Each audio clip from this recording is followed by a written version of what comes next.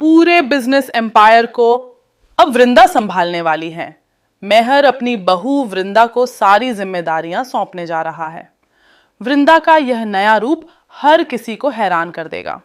जी हाँ दोस्तों, क्योंकि सास भी कभी बहू थी के आने वाले ट्रैक में कहानी एक बड़ा मोड़ लेने वाली है, जहां भावनाएं भी होंगी, पश्चाताप भी होगा और साथ ही एक नई शुरुआत भी देखने को मिलेगी। अब तक आपने देखा कि वृंदा ने कितने संघर्षों का सामना किया है। जिस घर में वह बहू बनकर आई थी, भी आई गई थी, उसी घर से उसे हाल से अपमानित करके निकाल दिया गया था। सबसे बड़ी बात तो यह थी कि मिहिर ने बिना अपनी बहू का चेहरा देखे, बिना सच्चाई जाने उसने हनेने के उसे घर से धक्के मारकर बाहर कर दिया था। उस समय परिस्थितियां ऐसी बनाई गई थीं कि मिहिर को लगा वो चचना वृंदा इस परिवार के लायक नहीं है, लेकिन सच तो कुछ और ही था। अंगद ने हमेशा वृंदा का साथ दिया। दोनों ने अपनी छोटी सी दुनिया बसाई, जहां प्यार था, आत्मसम्मान था और सुकून था। सीमित साधनों के बावजूद वृंदा ने कभी शिकायत नहीं की। उसने अपने बच्चों अक्षय और माधवी को इतने अच्छे संस्कार दिए कि हर कोई उनकी तारीफ करने लगा। उनके व्यवहार, उनकी समझदारी और बड़ों के प्रति सम्मान को देखकर कोई भी यह नहीं कह सकता था कि वे संघर्षों में पले बढ़े हैं। इधर मिहिर के बिजनेस की हालत लगातार खराब होती जा रही थी। रणविजय की गलत सलाहों और स्वार्थी फैसलों ने पूरे साम्राज्य को डगमगा दिया था। अंगद भी कई बार भावनाओं में बहकर गलत दिशा में चला गया, जिसका फायदा रणविजय उठाता रहा। कंपनी घाटे में जाने लगी, पुराने क्लाइंट्स दूर होने लगे और परिवार के भीतर तनाव बढ़ता गया। इसी बीच किस्मत ने ऐसा मोड़ लिया कि मिहिर की मुलाकात फिर से वृंदा से हुई। इस बार उसने उसे एक अलग रूप में देखा, आत्मविश्वास से भरी, समझदार और दृढ़ निश्चयी महिला के रूप में। जब मिहिर को धीरे धीरे सच्चाई का एहसास हुआ कि यही लड़की उसकी बहू है, जिसे उसने बिना वजह ठुकरा दिया था, तो उसे अपनी गलती का एहसास हुआ। उसके मन में पश्चाताप की आग जल उठी। मिहिर ने पहली बार अपने अहंकार को किनारे रखकर वृंदा से माफी मांगी।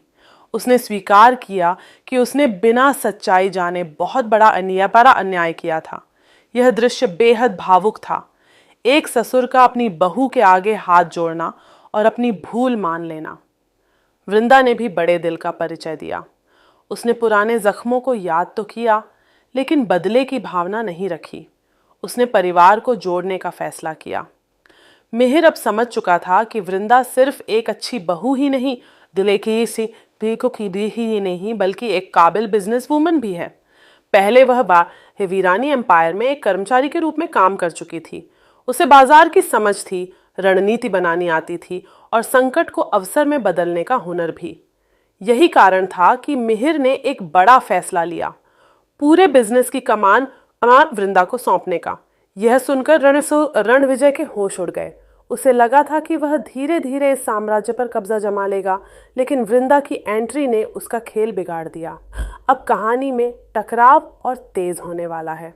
रणविजय हर संभव कोशिश करेगा कि वृंदा फिर से असफल हो जाए, लेकिन इस बार वृंदा पहले जैसी कमजोर नहीं है। उसके साथ अंगद का विश्वास है, बच्चों का प्यार है और सबसे बड़ी बात, अब मिहिर का समर्थन भी है।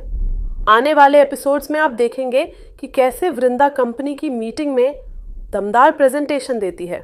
वह पुराने क्लाइंट्स को वापस लाने की रणनीति बनाती है, नए प्रोजेक्ट्स शुरू करती है और कर्मचारियों में फिर से जोश भर देती है। धीरे धीरे कंपनी घाटे से निकलकर मुनाफे की ओर बढ़ने लगती है। हर सफलता के साथ रणविजय की बेचैनी बढ़ती जाती है, लेकिन यह सफर आसान नहीं होगा। बीच बीच में पुराने राज खुलेंगे, कुछ लोग वृंदा के खिलाफ साजिश रचेंगे और परिवार के भीतर भी भावनात्मक उतार चढ़ाव आएंगे। फिर भी वृंदा हर चुनौती का डटकर सामना करेगी। अब वह सिर्फ बहू नहीं, इस घर की ताकत बन चुकी है।